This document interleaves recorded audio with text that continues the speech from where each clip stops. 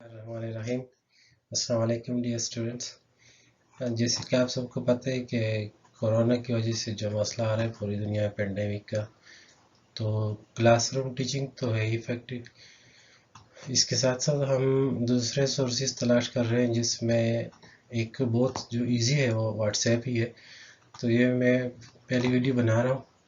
इससे पहले हमने कुछ इंट्रोडक्शन पढ़ी है माइक्रोबायोलॉजी की, उसके साथ ये नेक्स्ट वीडियो है। टॉपिक से रिलेटेड जो है मटेरियल वो मैं बाद में दूंगा। सबसे पहली बात यह है कि मैं थोड़ा सा आपको बताऊं ये इंट्रोडक्शन जो है कोरोना का, और इसके साथ फिर हम नेक्स्ट कंटिन्यू करते हैं।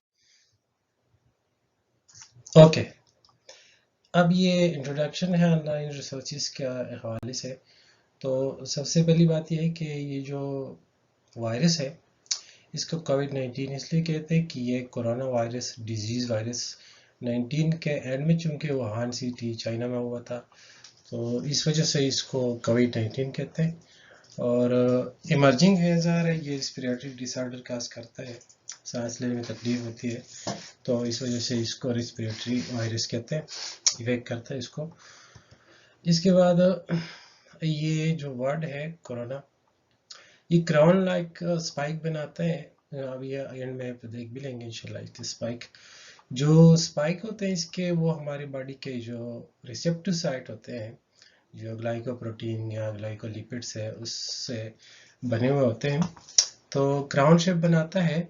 ये जो है ये क्राउन शेप सर्कल बनाता है, इस तरह क्राउन शेप होते हैं, इस वजह से इसको कोरोना कहते हैं। जैसे कि सूरज की रोशनी में भी आप देख लेते हैं, इस वजह से इसको कोरोना वायरस कहते हैं। अच्छा, ये लैटिन वर्ड से निकला है कोरोना, जिसका मतलब है गार्लैंड, यानी माला या हार। जैसे गोल होता है ये पहना हुआ होता है, रीथ यानी फूलों की चादर। जो स्पाइक्स होते हैं इसके, जो ग्लाइकोप्रोटीन के स्पाइक्स होते हैं इसके, या लिपोप्रोटीन स्पेशली, या लिपिड्स जो है वो जो अटैचमेंट करते हैं हमारे बॉडी के साथ, उनको स्पाइक्स कहते हैं, ये अटैचमेंट करते हैं। इसके बाद ये काज करते हैं पेंडेमिक आउटब्रेक। तो यहाँ पे ये चीज़ जो है ये ज़रा ज़रूरी है, पेंडेमिक जो है ये पेंडेमिक आउटब्रेक, ये पेंडेमिक आउटब्रेक। इन्फेक्शियस डिजीज जो होती है वो 3 तरह का आउटब्रेक होता है, इसकी वबा होती है, ये फैलते हैं। इसमें आउटब्रेक जो है, सबसे पहली बात यानी वबा जो फैलती है, ये sudden occurrence of something which are unwelcome, यानी खुद बहुत आते हैं, किसी की मर्जी के मुताबिक नहीं होते। तो ये 3 तरह के होते हैं आउटब्रेक जो होती है। पहली जो किस्म है उसको हम कहते हैं एंडेमिक। एंडेमिक वो आउटब्रेक है, वो वबा है जो एंडेमिक, इसको मैं ज़रा मिटा दूँ। एंडेमिक जो है ये वो वबा है, ये वो आउटब्रेक है जो कि पर्टिकुलर पीपल या पर्टिकुलर एरिया, यानी बहुत लिमिटेड एरिया में ये फैलता है और कंट्रोल भी होता है, तो उसको एंडेमिक कहते हैं। दूसरा जो है वो है एपिडेमिक। एपिडेमिक का मतलब, अच्छा, दूसरा जो है उसको एपिडेमिक कहते हैं, ये वाला एपिडेमिक। एपी का मतलब होता है अबव, डेमो का मतलब होता है, या डिमोस का मतलब है मैन या पीपल। ये वाइड स्प्रेड होता है, ये आउट ऑफ कंट्रोल हो जाती है एक कम्युनिटी के अंदर या पर्टिकुलर एरिया के अंदर, ये किसी मुल्क में भी हो सकता है। एपिडेमिक डिजीज जो होती है, जैसे कि डेंगू फीवर आया हुआ था, या इससे पहले एंथ्रेक्स आया हुआ था, एक वाइड स्प्रेड थी पूरे मुल्क में, तो ऐसी बीमारी को एपिडेमिक कहते हैं जो आउट ऑफ कंट्रोल हो जाती है। जबकि तीसरी जो किस्म है उसको कहते हैं पैंडेमिक। ये जो डिजीज है पैंडेमिक, ये सीरियस होती है। पैन का मतलब होता है कंटिन्यू, ये पूरे कंटिन्यू या पूरे वर्ल्ड को सराउंड करती है, तो इस लिहाज से इसकी 3 टाइप्स होती है जो कि ये स्प्रेड ऑफ डिजीज। अच्छा, यहाँ पे आप एक बात जहन में याद रखें, ये वो वायरस है जिसके ये स्पाइक्स है, ये इस वायरस के जो आपको रेड कलर नजर आ रहा है, ये इसके स्पाइक्स है ये, और ये इसके सेंटर में यहाँ पे ये आरएनए वायरस है, रिट्रोवायरस भी कहते हैं इसको। ये रिवर्स ट्रांसक्रिप्शन करता है, यानी पहले अपना आरएनए डीएनए में कन्वर्ट करता है और वो डीएनए फिर ह्यूमन डीएनए का हिस्सा बन जाता है। तो ये 3 तरह के टाइप्स है आउटब्रेक की। बात ये कि जो इन्फेक्शियस डिजीज होती है, ये बात यहाँ पे आप याद रखें, वो डिजीज माइक्रोब्स की वजह से होती है, और दूसरी टाइप की जो डिजीज होती है या फिजिकल होती है, फिजियोलॉजिकल होती है, या मेंटल डिसऑर्डर होती है। तो ये वायरस से भी होते हैं, इन्फेक्शियस डिजीज बैक्टीरिया से या सो ऑन, इन चीज़ों से ये होती है। और नेक्स्ट के साथ ये इसका इलेक्ट्रॉन माइक्रोग्राफ है इस वायरस का।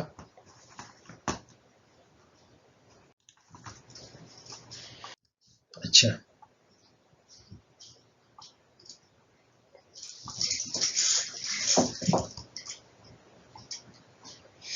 अच्छा, हमारा जो टॉपिक है, ये जो टॉपिक है, एक्चुअल हमारा जो टॉपिक है वो है micro organism and their respective place in the living world.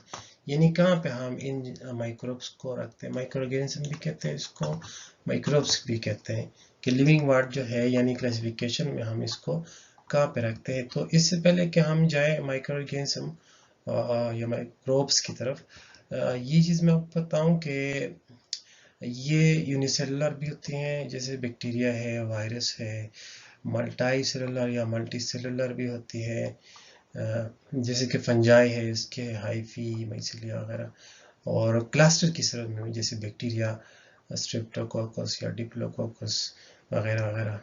और दूसरी अहम बात इसमें है कि कुछ बेनिफिशियल भी होती है लाइफ के लिए, और डेफिनेटली कुछ ऐसी भी है जो कि सीरियस डिजीज भी काज करती है, मैन की और प्लांट्स की और एनिमल्स की।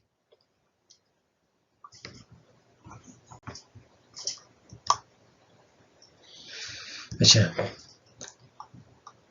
तो माइक्रोब्स जो है इनकी 6 टाइप्स होती है, मेजर्स 6 टाइप होती है इनकी। इसमें सबसे पहली जो किस्म है वो है डेफिनेटली बैक्टीरिया है, बहुत ज़्यादा पाए जाते हैं। तो ये बैक्टीरियन से निकला हुआ है, बैक्टीरिया का लफ्ज़ बैक्टीरियन, इस तरह लिखते हैं, बैक्टीरियन, जो कि राट शेप, चढ़ी आसा इसको कहते हैं। तो सबसे पहले जो बैक्टीरियम डिस्कवर हुआ था, एक को बैक्टीरियम कहते हैं, ज्यादा को बैक्टीरिया कहते हैं। वो राट शेप था तो इस वजह से इसको बैक्टीरिया कहा गया। ये जो है सबसे पहली आम बात यह कि ये टोटली यूनिसेलुलर होती है और प्रोकैरियोट्स होती है। प्रो का मतलब होता है बिफोर या विदाउट, और कैरियन का ग्रीक वर्ड है जिसका मतलब होता है न्यूक्लियस, यानी इसमें प्रॉपर मेम्ब्रेन बाउंडेड न्यूक्लियस नहीं पाया जाता। अच्छा, इस वजह से लेक होता है मेम्ब्रेन बाउंडेड न्यूक्लियस, ये रीजन है जिसको इससे पहले इसको किंगडम मोनेरा में रखा गया था। इसके बाद इसको जाके प्रोकैरियोटी आगे हम इंशाल्लाह पढ़ेंगे, इसमें ये जो हम इसका प्लेसमेंट करेंगे तो उसमें हम पढ़ेंगे। और इसके 4 मेजर शेप्स होती है जो यहाँ पे हम पढ़ेंगे बैक्टीरिया की। बेसिलस राड शेप्ड होती है, दूसरी जो टाइप है वो कॉकस है, कॉकस एक को कहते हैं, कॉक्साइज ज़्यादा को कहते हैं, स्फेरिकल गोल होती है। तीसरी जो किस्म है स्पाइरिला और स्प्रिंग लाइक होती है, और चौथी जो किस्म है वो विब्रियो या कॉन्वेक्स शेप कर्व्ड होती है। ये देखिए, ये पहली टाइप है इसकी, ये राड शेप बैक्टीरिया है। दूसरी जो किस्म है वो राउंडेड है। तीसरी जो है स्पाइरल है, जो आप देख रहे हैं, ये देखें स्पाइरल टाइप, यहाँ पे आप देख सकते हैं बिल्कुल स्प्रिंग की तरह है। और चौथी जो है वो कर्ड होती है, कामा शेप की होती है, जैसे कि विब्रियो कॉलरा जो हेजा लगाते हैं उसको कर्व बैक्टीरिया कहते हैं, विब्रियो कॉलरा।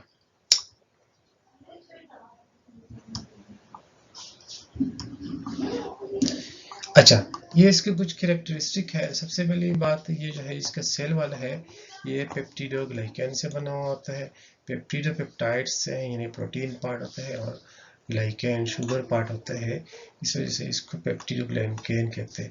ये जितने भी बैक्टीरिया है, तमाम तरह बैक्टीरिया में याद रखें सेल वाल जो है पेप्टिडोग्लाइकन बेसिकली होता है। तो कुछ बैक्टीरिया ऐसे भी है जिसमें पेप्टिडोग्लाइकन के साथ दूसरा एक केमिकल कंजुगेटेड मॉलिक्यूल होता है जिसको लिपोपॉलीसेकेराइड कहते हैं। यानी इसमें एक लिपिड पार्ट होता है, ये लिपिड, और पॉलीसेकेराइड यानी शुगर, इन इजाफी इसमें आ जाता है लिपिड्स आ जाता है। तो इस बुनियाद पर इसकी डिवीजन भी की गई और आगे हम पढ़ेंगे। अगला कैरेक्टर्स का जो डिवीजन होती है वो जनरली बाइनरी फिशन से होती है, यानी binary means two fission to divide, यानी दो बैक्टीरिया में हर 20 मिनट अगर आइडियल कंडीशन इसको मिले तो हर 20 मिनट्स के बाद ये डिवाइड कर जाते हैं दो में। और दूसरी जो किस्म है बैक्टीरिया में जिसमें जेनेटिक रिकम्बिनेशन होती है उसको पैरासेक्सुअलिटी कहते हैं। याद रखें कि बैक्टीरिया के अंदर ट्रू सेक्सुअल रिप्रोडक्शन नहीं पाई जाती। पैरा के दो मतलब होते हैं। पैरा का एक मतलब होता है नियर, ये पैरा, सॉरी ये तो हो गया, पैरा का एक मतलब होता है नियर और दूसरा पैरा का मतलब होता है विदाउट। और सेक्सुअल यानी सेक्सुअल के करीब, नियर टू सेक्सुअल और without sexual. True sexual reproduction इसमें नहीं होती। तो जो पैरासेक्सुअलिटी है उसमें पहली किस्म है कंजुगेशन, दूसरी जो किस्म है उसको कहते हैं ट्रांसडक्शन और तीसरी जो किस्म है वो ट्रांसफॉर्मेशन। इन तीन तरीकों से ये रिप्रोड्यूस कर लेते हैं, अपना जेनेटिक मटेरियल शेयर करते हैं। लोकोमोशन जले के जरिए कहते हैं। अच्छा, तो जो दो अभी तक जो स्टेनिंग प्रोसीजर है या हम जो ब्रॉडली बैक्टीरिया को डिवाइड करते हैं वो दो टाइप्स पे हम इसको करते हैं। जो ग्राम स्टेनिंग है उसकी बुनियाद पे, ये स्टेनिंग जो है ग्राम स्टेनिंग पॉजिटिव भी होती है और नेगेटिव भी होती है। यहाँ पे आप याद रखें कि पॉजिटिव बैक्टीरिया जो है वो लेस सीवियर होती है as compared to gram negative. उसकी वजह होती है कि इसके ऊपर, इसके वाल के ऊपर एंटीबायोटिक का ज़्यादा असर नहीं होता या कम होता है, तो ये रेजिस्टेंट होती है अक्सर। अच्छा, इसको ग्राम स्टेनिंग इसलिए कहते हैं कि ये एक डेनिक यानी डेनमार्क के एक साइंसदान था जिसका नाम था H.C.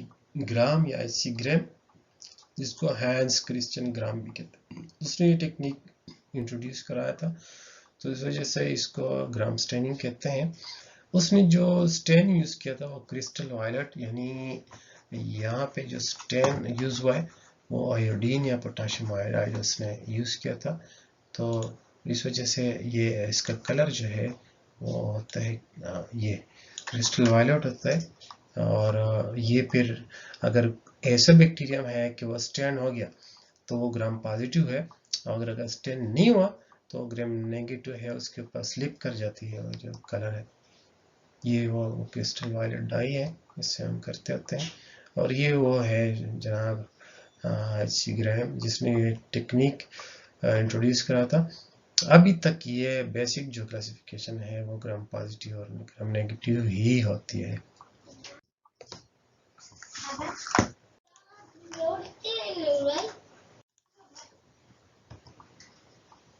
अच्छा, दूसरे नंबर पे जो माइक्रोब होते हैं वो है आर्की, आर्काया या आर्किया, जो भी आप उसको कहना चाहे, तीनों ठीक है। ये जो माइक्रोब्स है इसको आर्किया बैक्टीरिया भी कहते हैं। ये दो बेसिक कंपोनेंट के लिहाज से डिफरेंट होते हैं बैक्टीरिया से। इसमें जो पहला है वो सेल वॉल स्ट्रक्चर इसका डिफरेंट होता है और इसमें पेप्टिडोग्लाइकन कम्प्लेक्स नहीं होता। और ये भी प्रोकैरियोटिक एजार है बैक्टीरिया के साथ इसको रखते हैं, एक्सट्रीम इन्वायरमेंट में ये ग्रो करते हैं। याद रखें ये आर्की जो है या आर्काया जो है ये ऐसे इन्वायरमेंट में रहते हैं जो एक्सट्रीम कंडीशन हो।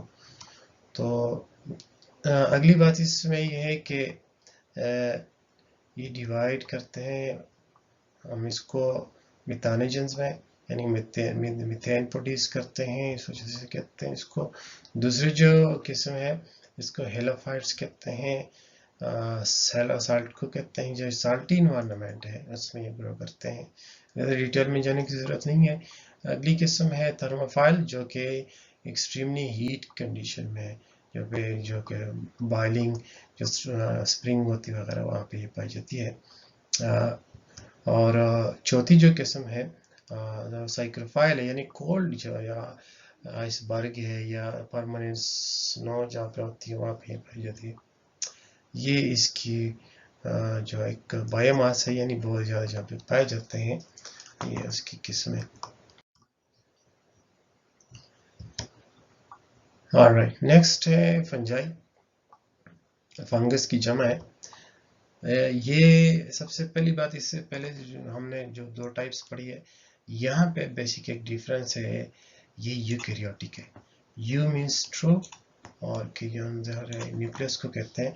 तो ये इसका प्रॉपर मेम्ब्रेन बाउंडेड न्यूक्लियस पाया जाता है इसकी सेल के अंदर, एक है या ज़्यादा है। ये मल्टी सेलुलर होती है, यानी मल्टी सेलुलर कुछ ऐसी भी है जो कि यूनिसेलुलर, जिसका हम यीस्ट कहते हैं, खमीर वगैरह जो है ये यूनिसेलुलर होती है। इसके बाद इसका जो सेल वाल है, बड़ी बात इसमें यह होती है कि सेल वाल बैक्टीरिया में भी पाई जाती है और इसमें भी, लेकिन इसका जो सेल वाल है ये बना हुआ होता है, ये काइटिन से बना हुआ होता है। तो काइटिन क्या चीज़ होती है? काइटिन जो है ये पॉलीसेकेराइड है, जिसके अंदर नाइट्रोजन भी पाए जाते हैं। अगली इसमें इंपॉर्टेंट बात यह है कि फंजाई जितनी भी फंजाई की किस्में हैं वो सारी की सारी हेटेरोट्रॉफिक है। हेटेरो का मतलब होता है अदर या डिफरेंट, और ट्रॉफ का मतलब होता है नरिशमेंट, यानी ये दूसरे लिविंग या डेड या जो ऑर्गेनिक मैटर है उससे अपनी फूड हासिल करते हैं। लिविंग से अगर हासिल कर ले तो पैरासिटिक है, नॉन लिविंग से अगर हासिल कर ले तो सिम्फिटिक है, डेड ऑर्गेनिक मैटर से। और कभी कभी ये सिम्बायोटिक एसोसिएशन भी बनाते हैं, जैसे कि माइकोराइजा, यानी फंजाई और रूट ऑफ हायर प्लांट्स जो है उसको हम सिम्बायोटिक, सिम का मतलब होता है टुगेदर और बायोसिस का मतलब होता है लाइफ। यहाँ पे एक चीज आप याद रख लें कि जो ऑर्गेनिज्म दूसरे लिविंग ऑर्गेनिज्म से अपनी फूड, ये खुराक फूड वगैरह हासिल करता है, उसको पैरासाइट कहते हैं। और वो पैरासाइट अगर उस ऑर्गेनिज्म को बीमार भी कर ले तो उसको हम पैथोजन कहते हैं। मसलन एक ऑर्गेनिज्म है, ये फॉर एग्जांपल एक फंगस है, स्किन डिजीज का करते हैं, तो वो हमारी बॉडी से फूड भी लेता है, रेडीमेड फूड, और साथ में हमें बीमार भी करते हैं। तो ऐसे ऑर्गेनिज्म को हम पैथोजन कहते हैं। और जाहिर है कुछ इसमें यूजफुल भी है और कुछ एक्सट्रीमली पॉइजनस है। जो पॉइजनस है वो एमेनिटा कहलाता है, ये पिक्चर देख लेंगे। और जो सबसे डिलीशियस वन है, बहुत महंगा भी आजकल, वो मरकेल है। ये जो पहली किस्म है ये एमेनिटा है, और ये जो दूसरी टाइप है ये आपने देखा होगा, ये वाला स्पेशली है इस वन, ये मरकेला कहलाता है, बहुत डिलीशियस और एडिबल है। बहुत से ऐसे भी फंजाई है जो कि मेडिसिन में इस्तेमाल होते हैं, एंटीबायोटिक इसमें से हासिल होते हैं। जैसे आप जानते हैं पेनिसिलियम सबसे पहला जो एंटीबायोटिक था वो इसी में से हासिल किया गया था। चौथी किस्म में एलजी, एल्गा एक को कहते हैं, ज़्यादा को एलजी कहते हैं। ये भी यूनिसेलुलर भी होती है, मल्टाई या मल्टी सेलुलर भी होती हैं, और यूकैरियोटिक है। कुछ ऐसी भी है जो कि प्रोकैरियोटिक होती है, जैसे कि साइनोबैक्टीरिया है, इन्हें आप जानते हैं ब्लू ग्रीन एल्गी से कहते हैं, वो प्रोकैरियोटिक है। अक्सर इसमें ग्रीन होती है और ऑटोट्रॉफिक होती है। ऑटो का मतलब होता है सेल्फ और ट्रॉफ का मतलब होता है नरिशमेंट, यानी अपनी they prepare their own food and do photosynthesis. और इसकी जो लिविंग प्लेस है वाटर में पाए जाते हैं, डैम्प सॉइल यानी नमी वाली जगह, रॉक्स वगैरह पे, और सीवीड भी कहते हैं, समंदर में बहुत ज़्यादा पाई जाती है, खासकर ब्राउन एल्गी जो होती है, जिससे एगर वगैरह हासिल होता है। तो आखिर में यह है कि इट इज़ बिलीव्ड कि साइनोबैक्टीरिया जो है इसमें से जो ग्रीन जो प्लांट हम देख रहे हैं ये इसमें से निकले हुए, ये एक बायोमास है एल्गी का, बहुत ज़्यादा करते हैं। अगला है प्रोटोजोन। प्रोटो का मतलब होता है प्रिमिटिव, जोआ का मतलब होता है एनिमल, बहुत प्रिमिटिव एनिमल है, बहुत पुराने एनिमल है, यूनिसेलुलर है, यूकैरियोटिक है। यहाँ पे ये चीज़ आप इसमें से काट लें, ये वाली एरोबिक वाला इसमें से काट लें, यूनिसेलुलर है और यूकैरियोटिक है, यानी ट्रू न्यूक्लियस इसमें पाया जाता है, और सबसे ज़्यादा है in the sense of number, तादाद भी बहुत ज़्यादा होती है इनके, बायोमास जो यहाँ पर रहते हैं यहाँ पे मिल जाएगा, और डाइवर्सिटी यानी अकसाम, टाइप्स। अच्छा, न्यूट्रिशन जो है मुख्तलिफ तरीक़ों से लेते हैं, जाने की ज़रूरत नहीं डिटेल में, सिर्फ यहाँ के ऑटोट्रॉफिक भी है कुछ, जैसे कि यूग्लिना है या क्लेमिडोमोनास वगैरह, और हेटेरोट्रॉफिक भी है या हेट्रोट्रॉफिक, दूसरों से भी हासिल करते हैं। कुछ डिजीज़ भी करते हैं, जैसे कि ह्यूमन बीइंग में जो एमीबिक डिसेंट्री होती है वो इनसे लगती है। ये इसकी कुछ टाइप्स है, और the last but not the least one, but के बहुत मोस्ट इम्पॉर्टेंट वन जो है ये वायरसेस है। वायरसेस का जो लफ्ज़ है ये लैटिन है। लैटिन जो है ये लैटिन अमेरिका में बोली जाती है ज़बान, साउथ अमेरिका में वेनम्स है, जिसका मतलब होता है पॉइजन, इसका लफ्ज़ी मतलब होता है वायरस का। सबसे पहली बात इसमें आप ये याद रख लें कि ये नॉन सेलुलर है या ए सेलुलर बॉडीज या एंटिटीज है, यानी इसका कोई प्रॉपर सेल नहीं होता, जैसे बैक्टीरिया क्या है इसके ऊपर जो हमने जो पढ़ लिया है, इन सब में सेल पाया जाता है। याद रखें वायरस ऐसी क्रीचर है जिसमें प्रॉपर में ब्रेन बाउंडेड सेल नहीं पाया जाता। तो इसमें दो ही कंपोनेंट्स होते हैं अक्सर, न्यूक्लिक एसिड जो कि या तो आरएनए होगा या फिर डीएनए, याद रख लें दोनों भी नहीं होंगे, सिर्फ एक ही होगा, और दूसरा जो है वो इसको प्रोटीन को सराउंड करते हैं। ये दो बेसिक कंपोनेंट है। अब कुछ एक्सेप्शन है, जैसे कुछ प्रियान है उसमें सिर्फ प्रोटीन पार्ट होता है, या वायराइड है इसमें सिर्फ न्यूक्लिक एसिड ही होता है, लेकिन मेजॉरिटी में जो वायरसेस है इनमें ये दो कंपोनेंट्स आपको मिलेंगे, डीएनए या आरएनए, और इसमें प्रोटीन कोड या स्पाइक वगैरह भी पाई जाती है जो इसकी कॉम्प्लेक्शन होती है। तो क्लासिफाइड एज माइक्रो ऑर्गेनिज्म है, तो माइक्रोब्स क्योंकि आप नेकेड आई से इसको नहीं देख सकते, they are not considered living organism, और बाउंड्री लाइन पे है between living and non living. अगली भी इंपॉर्टेंट बात इसमें यह है कि they replicate only inside living cell. याद रखना जब बॉडी से बाहर होते हैं तो ये इसके पास अपनी मशीनरी नहीं होती कि अपने लिए ये प्रोटीन भी प्रिपेयर कर ले, सिंथेसाइज कर ले, और अपने लिए ये जो न्यूक्लिक एसिड है ये भी तैयार कर ले, तो इसको होस्ट सेल की ज़रूरत पड़ती है। इस वजह से ये रिप्रोड्यूस भी नहीं करते। यहाँ पे आप एक लफ्ज़ देख रहे हैं, रेप्लिकेट कर जाते हैं, रेप्लिका बनाते हैं। रेप्लिका का मतलब होता है कॉपी बनाना। तो फर्स्ट स्टेज जो रेड बैक्टीरिया के अंदर बैक्टीरियोफेज का एशेरिकिया कोलाई में जो नोट किया गया है वो 90 सेकंड है, तो ये कापियाँ बनाते हैं, अपनी रेप्लिका बना देते हैं। ये जो आप रिसेंटली जो है हुए और ब्रेक है इसके स्पाइक है, ये स्पाइक आप देख रहे हैं, इन स्पाइक की मदद से ये फॉर एग्जांपल हमारा एक बॉडी सेल है, ये देखें यहाँ पे इस तरह ये अटैचमेंट करता है आपकी बॉडी सेल के साथ। तो जहाँ पे आपके बॉडी के ऊपर रिसेप्टिव साइट थे यदि ये अटैचमेंट कर लेते हैं और फिर अपना जो डीएनए है वो इंजेक्ट करता है, सॉरी आरएनए, इसमें आरएनए है, तो वो आरएनए जो है वो इंजेक्ट करता है, तो रिवर्स ट्रांसक्रिप्शन से ये कन्वर्ट होता है डीएनए में, और वो डीएनए फिर हमारी बॉडी का हिस्सा बन जाता है। तो ये इंस्ट्रक्ट करता है और अपने लिए अपना आरएनए और प्रोटीन कोड वगैरह वगैरह ये प्रिपेयर